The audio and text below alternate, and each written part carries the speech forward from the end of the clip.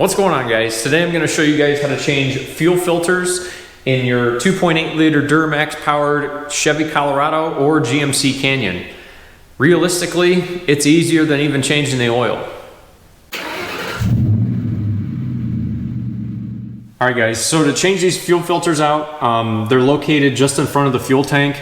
Really, if you go over by the driver's door and crawl underneath the truck, between the driver's door and the rear door, that's where this filter housing is going to be. So first thing I'm going to do is I'm going to clean this whole area, with a rag and some brake clean and stuff, try and get all the dirt, grime, all this stuff out of here, because I'm going to tell you guys right now, diesel fuel systems are extremely sensitive to dirt.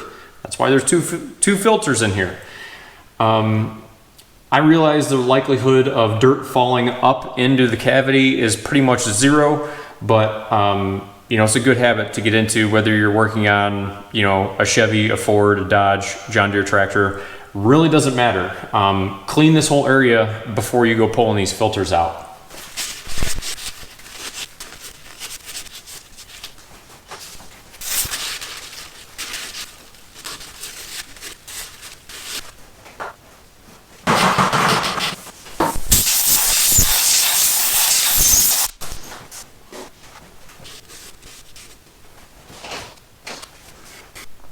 All right, now that you got everything up in this area nice and clean and dry, grab your drain pan, and first thing you're gonna do is loosen this yellow screw. When you loosen this, you're gonna have fuel come out, so that's why you want the pan there.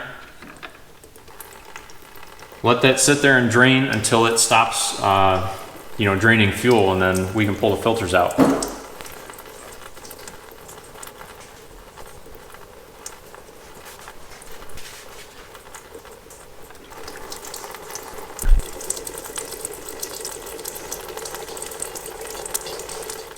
All right, now at this point, as you can see, the fuel stopped draining.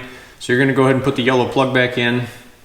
If that yellow plug falls out, it's not a big deal. It just pushes right back into place. It's got a couple little tabs on it that hold it into the filter assembly. So the socket you need is a 27 millimeter socket. It's the same size as you would use for the oil filter on this truck. So if you change your own oil, you should have the socket to do the fuel filters, and they just unthread. So this unthreads just like that. You're gonna have a little bit of fuel come out.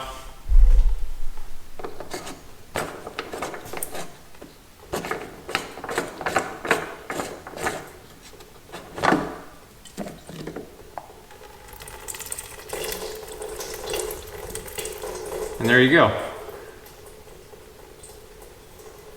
So that's one.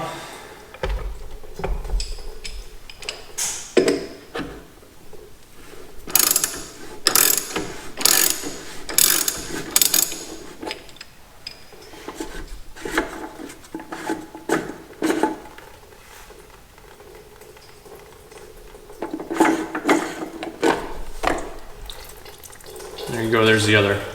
So I had about 20% left on my oil filter or my fuel filter life on this thing.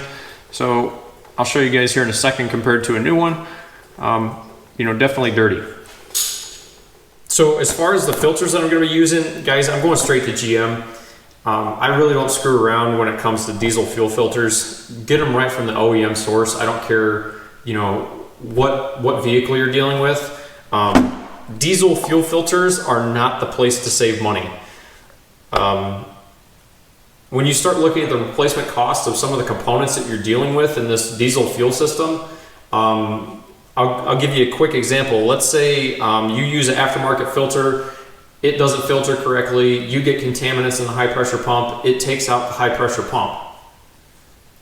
The replacement cost of a high pressure fuel pump in this 2.8 Duramax is well over $2,000 by the time you add in the parts and the labor. Now the pump's only 500 bucks, which is relatively cheap for a high pressure pump, but it takes 15 hours to replace according to GM. So like I said, there's a pretty good chance you're gonna be into that pump for well over $2,000 if something were to go wrong. And if the high pressure pump comes apart and you have contaminants go through the fuel system, there's a pretty good chance they're going to go in the injectors. And the injectors are 225 bucks a piece times 4. And if one of those injectors sticks open, it'll blow a hole straight through a piston.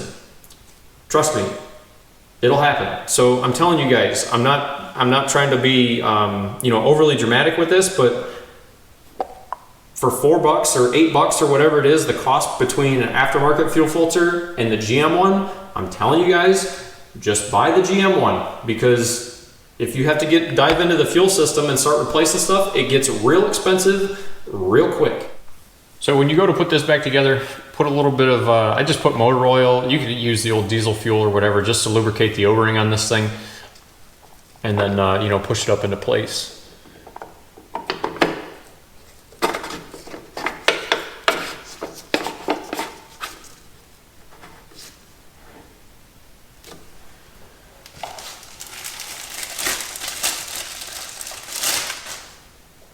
So yeah, just for comparison's sake, this is what I pulled out of there, obviously, and that's what's going in. So this was showing, I think, like 22% or 20% left as far as the filter life. So I've got just under 30,000 miles on this truck. So depending on how far you're willing to stretch that interval, you could probably get 30,000 out of those fuel filters without too much of an issue, as long as you're running decent fuel.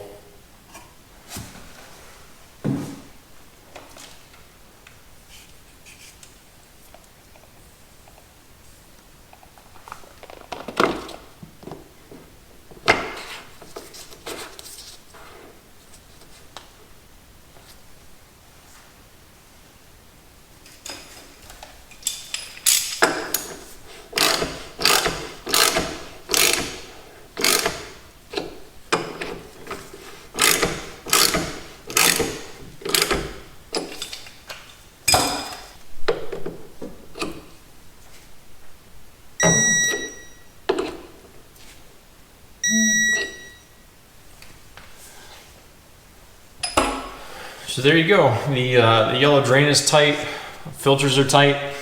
Next thing we got to do is lower the truck down and get the fuel system primed. So once you have the filters tight and the yellow drain tight as well, come back up, get in the cab, and what you're going to do is you're just going to turn the key on, but don't start it. And you're going to sit there and just wait. That buzzing noise that you hear is the fuel pump. So you're basically just going to keep cycling the key like 4 or 5 times.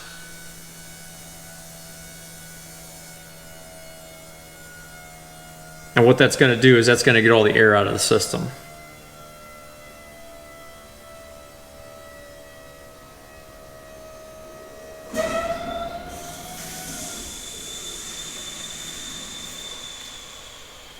So there the pump shut off, so I got to cycle the key again.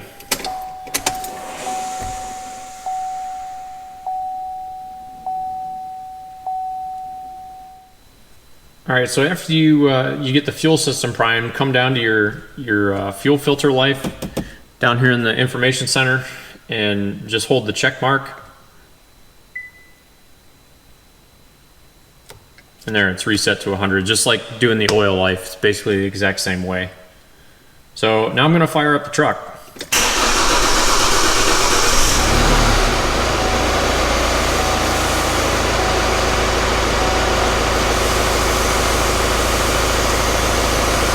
So you're going to hear some noises out of the pump. The pump's going to make some kind of weird noises until that the air works its way out of the system. But just let it sit here and idle for a couple minutes, and you should be fine.